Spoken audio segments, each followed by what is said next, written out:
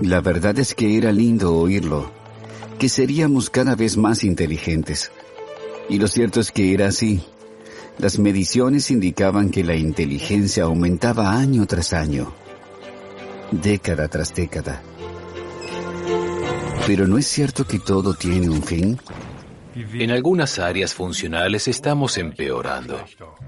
Hace años que no entrenamos nuestro cerebro de forma óptima.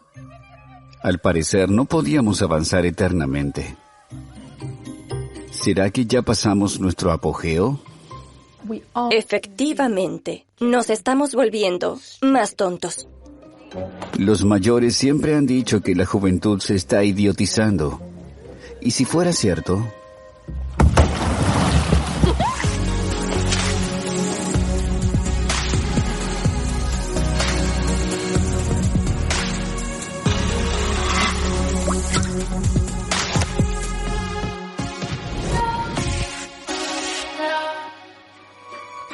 Empecemos con el siguiente dato. La estupidez no se puede medir. Dame esa pluma. La inteligencia, por el contrario, sí. Un ejercicio clásico de inteligencia. -3, +2, -3, +2, -3, +2, 5. 3, 2... 5. El que domina las series numéricas suma puntos en el test. Sin embargo, no es un rasgo exclusivo del ser humano. Siempre creemos que somos los reyes de la creación, seres superinteligentes. Pero no debemos olvidar que, en el curso de la evolución, no representamos ni un simple instante. En determinadas pruebas, nuestro desempeño es peor incluso que el de un chimpancé. Ahí se nota cuán limitada es nuestra memoria de trabajo. Una persona adulta apenas logra recordar correctamente la posición y el orden de más de 3 números en un lapso breve. Ese joven chimpancé lo logra con los ojos cerrados. Perdemos ante un chimpancé en una prueba numérica, pero a la vez desarrollamos tecnologías complejas. Suena extraño, pero ¿y si estuviera relacionado? ¿Y si perdemos capacidad cerebral justamente porque inventamos tanto? ¿Quién recuerda todavía números de teléfono o sigue viajando sin GPS? ¿La inteligencia artificial piensa demasiado por nosotros? Para saber si el Homo sapiens está en decadencia, primero tenemos que aclarar lo básico. ¿Qué es la inteligencia? La inteligencia es sobre todo la capacidad de pensar con lógica y razonar. Tiene que ver con habilidades cognitivas y con pensar desde otra perspectiva. En definitiva, se trata de la capacidad de nuestro cerebro para resolver problemas que después se mide en los test de inteligencia. Esa es una definición subordinada de inteligencia un tanto académica. Concretamente, el rendimiento en un test de cociente intelectual y un test de inteligencia. El primer test moderno de inteligencia lo desarrolló el francés Alfred Binet. Corría el año 1904. Al principio, el objetivo no era encontrar a los más inteligentes, sino a los más tontos. Por mucho que los maestros se esforzaran, algunos niños no aprendían a leer, escribir ni hacer cuentas en el plazo previsto.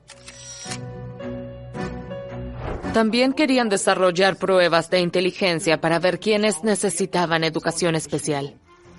Al principio de la Primera Guerra Mundial, el ejército de Estados Unidos usó las pruebas para encontrar oficiales adecuados. Pero también hubo fines más siniestros. Con los tests de inteligencia se buscaba eliminar genes supuestamente débiles. Los nacionalsocialistas hablaban de higiene racial. A veces visitaban culturas tradicionales de África con pruebas de inteligencia y, si no sabían hacerlo bien porque nunca habían visto un círculo ni un cuadrado representados así, los consideraban tontos. Hoy las universidades y las escuelas secundarias de élite preseleccionan a los aspirantes con pruebas de inteligencia. En los juicios penales, un CI muy bajo puede ser un atenuante. Las pruebas también se usan en psicoterapia, por ejemplo, para ver el potencial de desarrollo de niños y jóvenes. El sonido es a la música lo que... Un test de inteligencia no se basa solo en números. Yo diría que es C, el idioma. El sonido es a la música lo que la palabra al idioma.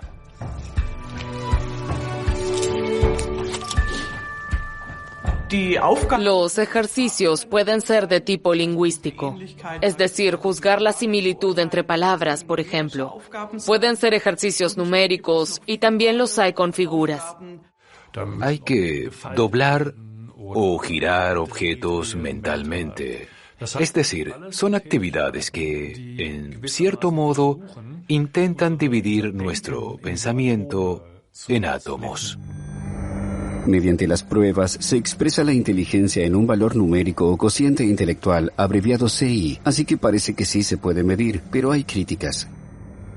Con estas pruebas no se pueden medir otras habilidades que también son muy importantes para nosotros, como las habilidades sociales, las emocionales, u orientarse en la estepa, por ejemplo. Es decir, una crítica es, justamente, la comparabilidad entre diferentes culturas. Una segunda crítica es que no mide un aspecto muy importante, a saber, el poder hallar una nueva solución ante una nueva situación, lo que llamamos creatividad. En definitiva, lo que entendemos por inteligencia es cuestión de terminología. Estoy muy a favor de la definición estricta de las cosas en la ciencia. Si se puede aislar la inteligencia cognitiva, y se puede, no hay que sobrecargar el concepto de inteligencia con cosas que no tienen nada que ver. Concentrémonos en la inteligencia cognitiva, la que se mide principalmente en los tests de CI. Curiosamente se distribuye en la población, igual que, por ejemplo, la altura. Distribución normal significa que los valores medidos se distribuyen así, muchos en el medio, menos en los extremos. Se la denomina campana de Gauss.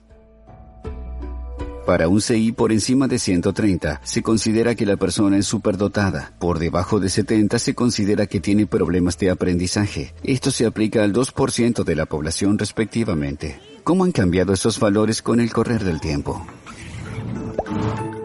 Un investigador se pasó la vida estudiando eso. James Flynn recogió millones de resultados de pruebas de CI de muchos países y los analizó durante décadas hasta que, en 1984, constató que la humanidad es cada vez más inteligente. Constató que, a partir de 1930, cada 10 años el cociente intelectual subía unos 4 puntos. A eso se lo llama efecto Flynn. El efecto Flynn. Según una persona de inteligencia media en 1984 habría tenido un CI de superdotada a principios de siglo. ¿Por qué aumentó? La genética humana no ha cambiado. No ganamos genes de inteligencia en los últimos 1000 o incluso 10.000 años. ¿Qué pasó para que el valor subiera sin cesar en unas cuantas décadas? Tenemos una mejor alimentación, mejor asistencia médica. También tenemos una educación más amplia. No olvidemos que la educación se ha desarrollado en su forma actual en los últimos 60 años. Aprender a leer, escribir y hacer cálculos de forma más o menos exigente ayuda a desarrollar plenamente el potencial de inteligencia. Gracias a la educación, la medicina y la alimentación somos más inteligentes, pero hay otra razón, nuestro mundo laboral. A principios del siglo XX, casi la mitad de la población trabajaba en la agricultura. Tenían que resolver problemas concretos. Apenas se entrenaba el pensamiento abstracto. Los investigadores preguntaban a los campesinos, por ejemplo, ¿qué tienen en común un pez y un cuervo? Nosotros diríamos que ambos son animales, pero los campesinos respondían, nada, puedo comer un pescado, pero no un cuervo. Lo relacionaban todo con su mundo concreto y casi no podían abstraer. A lo largo del siglo XX, nuestro entorno cotidiano fue convirtiéndose en un mundo en el que aprendimos a pensar cada vez más hipotéticamente. La mayoría de la gente ya no necesita pescar, pero sí tiene que ser hábil con los números y las letras. Cada vez más gente vive en ciudades con vínculos sociales más complejos y más aplicaciones técnicas, es decir, que se le exige más a nuestro cerebro. Se puede demostrar que, en la infancia y la adolescencia, cuanto más se exige el cerebro, más conexiones surgen. Hay más enlaces sinápticos que constituyen la capacidad de cálculo del cerebro. Y sabemos que, cuanto más se usa el cerebro, más rápido es. La humanidad se hallaba embarcada en un viaje a nuevas esferas de inteligencia. Era necesario recalibrar los tests cada pocos años. Entonces llegó el año 2004. Investigadores noruegos descubrieron que el efecto Flynn había desaparecido. Desde mediados de los 90, los valores del cociente intelectual habían descendido levemente. Un escándalo. Desde entonces, los investigadores buscan las razones. Una tarea compleja, porque cada motivo que se postula pone en tela de juicio nuestra evolución como sociedad. En 2016, el psicólogo alemán Heiner Rindermann hizo una encuesta entre los científicos internacionales sobre las causas de los valores decrecientes de CI. Algunos investigadores sospechaban que los inmigrantes disminuían los valores de CI. Otros conjeturaron que las personas inteligentes tienen menos hijos que las tontas, algo que recordaba a la teoría nazi de los genes malos. Si uno de mis alumnos escribe en un examen que el 80% de la inteligencia se hereda y el 20% son causas ambientales, no aprueba. Se supone que miles de variaciones genéticas distribuidas por todo el genoma contribuyen a la inteligencia de alguien que, en realidad, ha tenido buenas oportunidades de desarrollarla. La hipótesis de la inteligencia heredada supone un cierto alivio, porque lo que se recibe de los padres se ve como una lotería. En 2018, un estudio noruego demostró que la migración no incide en la caída del cociente intelectual, porque los valores disminuyen dentro de la familia, por ejemplo, de padre a hijo o entre hermanos mayores y menores. Otros estudios demuestran que el acervo génico no tiene la culpa de nuestra estupidez. ¿Qué puede ser entonces?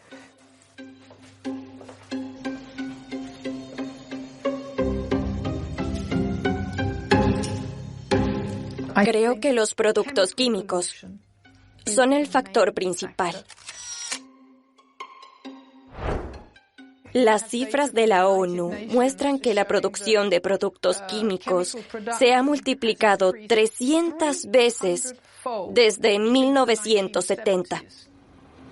Están en todas partes, en el suelo, en el agua, en los alimentos, en el aire, sobre todo en los envases de plástico o en los cosméticos. Yo nunca uso cosméticos. Según la tesis, los llamados interruptores endocrinos presentes en muchas sustancias químicas alteran el equilibrio hormonal y son responsables de que cada vez haya más gente con cáncer, diabetes y demás. Pero un órgano en particular es el más afectado, la tiroides. Hay pruebas epidemiológicas y experimentales que demuestran que la hormona tiroidea es necesaria para el desarrollo del cerebro. Sin la hormona tiroidea, el cerebro es menos eficaz. Así que no solo estamos deteriorando el planeta, sino también nuestra inteligencia. La contaminación aumenta. Mercurio en el pescado, perfluorados, plásticos, bisfenol A, etc. El aumento es exponencial. El daño de los interruptores endocrinos es indiscutible. Lo discutible es cuánto influye en la inteligencia. Esas cosas pueden afectar mucho la inteligencia, pero si realmente afecta a la gente de clase media que vive en un entorno saludable y cómo impacta en ellos, es otra cuestión. En la neurociencia hay otra tesis extendida para el descenso de los valores de CI. Sabemos por experimentos psicológicos que el ser humano puede procesar entre 11 y 60 bits por segundo. Sin embargo, a nuestro cerebro entran 11 millones de bits por segundo. De acuerdo, pero en el pasado nuestros cerebros tampoco podían procesar más estímulos. ¿Por qué nos volvemos más tontos recién ahora? Es un problema de estos tiempos. Hay un aumento lineal de información interesante que se divulga en el mundo virtual, pero también hay un aumento exponencial de basura. Y la basura es el problema. Si ya no es capaz de prestar atención a determinados estímulos porque ha perdido esa habilidad, tampoco será capaz de resolver con eficiencia tareas como las de los tests de inteligencia. Eso lo han corroborado gran variedad de estudios. Uno muy sorprendente se hizo con estudiantes de Stanford, es decir, con algunos de los mejores estudiantes de Estados Unidos. Se dividió a 500 estudiantes en 3 grupos para un test de inteligencia. Al primer grupo le quitaron los celulares. El segundo grupo solo tuvo que apagarlos. Al tercer grupo se le permitió tenerlos encendidos. El último obtuvo el peor resultado, y el que tenía los móviles apagados tuvo un desempeño mucho peor que el que no los llevaba consigo. Así que nos estamos idiotizando porque los nuevos medios nos distraen demasiado. ¿No es un relato viejo el de que las nuevas tecnologías nos perjudican? Cuando se inventó la escritura se temió que se deteriorase la memoria porque podíamos escribirlo todo. Pero ¿qué sería de nosotros y dónde estaríamos sin los inventos? Desde que el ser humano inventa tecnología, siempre ha intentado deshacerse de ciertas tareas. Primero, intentamos facilitarnos la labranza. Después llegó la imprenta y dejamos de copiar todos los libros a mano. Ahora no necesitamos conocer el camino para ir de un lugar a otro, sino que nos hacemos guiar. La orientación espacial empeora mucho porque ya no se la necesita. Tenemos un historial de navegación en el celular. Puede que la orientación espacial empeore, pero ¿perjudica a nuestro cerebro que usemos GPS o buscadores? Si no aplicamos las cosas una y otra vez, en algún momento las conexiones en el cerebro se aflojan, podemos imaginarlo así. Y el aprendizaje consiste en establecer conexiones entre estímulos y reacciones que antes no existían. Un estímulo llama a otro, un determinado comportamiento activa nuevos estímulos. Eso es el aprendizaje. Y si dejo de hacerlo, se pierde. Pero entonces, al perder algún que otro punto en el test de inteligencia, ¿no nos estamos adaptando a nuestro entorno? Con la invención de la electricidad nos olvidamos de cómo hacer fuego. ¿Y qué? Perdemos habilidades y hacemos lugar para cosas nuevas. Efectivamente, la gente dice, es genial, los niños y jóvenes deben saber menos. Pueden ser más creativos e innovadores porque el disco duro del cerebro lo llenan de otro modo. Pero eso implica un error de pensamiento neurobiológico fundamental, porque no tenemos un disco duro. Cuando aprendemos algo nuevo, cambian el hardware y el software del cerebro. Las conexiones entre las neuronas cambian funcionalmente, el cerebro cambia estructuralmente. Es decir, que percibimos el mundo de otra forma. Tome a alguien que haya estudiado botánica y recorra el paisaje con él. Verá más hierbas y árboles distintos y las relaciones entre ellos que alguien que no sabe. Es decir, que el argumento decisivo de por qué necesitamos saber mucho es porque así percibimos el mundo de forma más diferenciada. Pensamos y actuamos de forma más diferenciada cuando sabemos mucho.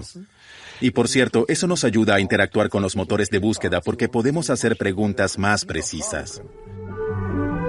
Y creíamos que ya nunca tendríamos que volver a aprender cosas de memoria. Si fuera maestra de lengua, mis alumnos tendrían que leer esos tomos sin un solo dibujo para no perder esa habilidad. Si fuera maestra de geografía, pondría mucho énfasis en que supieran leer mapas. Creo que sigue siendo importante que, aunque haya aparatos de navegación que nos lleven de un lado a otro, tengamos una idea aproximada de cómo está estructurado el mundo, qué continentes hay, qué países hay y cómo se relacionan entre sí geográficamente. Y, además, aprender cómo se usan los dispositivos de navegación. Es como con la calculadora. La manejamos de forma bien rutinaria, pero hasta el 7º curso hay que aprender a calcular de cabeza. No se trata de volver a los tiempos en que se memorizaba por el simple hecho de saber las cosas de memoria, sino de colocar puntos de referencia cognitivos en nuestro cerebro que podamos tomar como base para descifrar el mundo.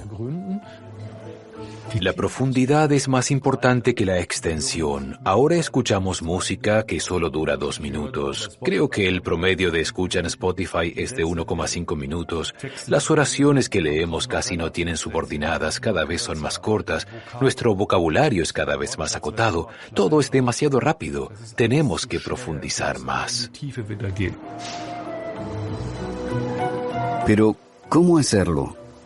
No podemos retroceder en el tiempo. Probablemente tendremos que hacer una suerte de malabarismo para usar las nuevas técnicas de manera que no se pierdan ciertas habilidades. Para mí, lo fundamental es mejorar nuestra autodisciplina. Básicamente, tenemos que ejercitar el lóbulo frontal, que es el responsable de todas estas habilidades. Debemos ejercitarlo más a menudo de lo que lo hacemos ahora. ¿Quién no quisiera un lóbulo frontal en excelente forma? Suena abstracto, pero existen ejercicios para entrenarlo y no son tan difíciles. La concentración se entrena cuando meditamos, por ejemplo. Una forma sencilla que toma 10 minutos y que puede integrarse en lo cotidiano es poner un despertador y durante 5 minutos intentar desconectarse de todo lo que hay en el mundo exterior. Cerrar los ojos y limitarse a ver lo que pasa en el cuerpo.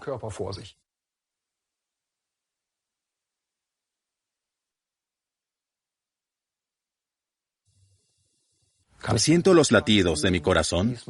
¿Cómo es mi respiración? ¿Cómo están mis músculos? ¿Puedo sentir las piernas? ¿Las pantorrillas están tensas o no? A los 5 minutos suena la alarma. La apago. Abro los ojos y hago lo opuesto. Durante 5 minutos observo lo que sucede a mi alrededor, pero intento apartar todos los pensamientos que me distraen. Es un buen ejercicio que fomenta la concentración. Practicar la autodisciplina, meditar, no distraerse tan a menudo o leer más, son cosas que favorecen nuestra inteligencia. ¿Y qué hacemos con los químicos que pueden dañar nuestro cerebro? Podemos ventilar mejor las habitaciones, comer alimentos orgánicos, usar menos cosméticos. Hay estudios que demuestran que el contenido de yodo en la dieta de los veganos es insuficiente. Y no solo en la de los veganos. Cerca de 1/3 de los adultos europeos no consume suficiente yodo. La carencia de yodo afecta la función tiroidea y puede repercutir en el desarrollo del cerebro. Si lográsemos poner freno a todo eso, a los productos químicos, a los estímulos, si aprendiéramos más en profundidad y usáramos menos dispositivos tecnológicos, ¿volveríamos a ser más inteligentes? Es decir, ¿desencadenaríamos un nuevo efecto Flynn? Supongamos que vivimos en el mundo más desarrollado posible.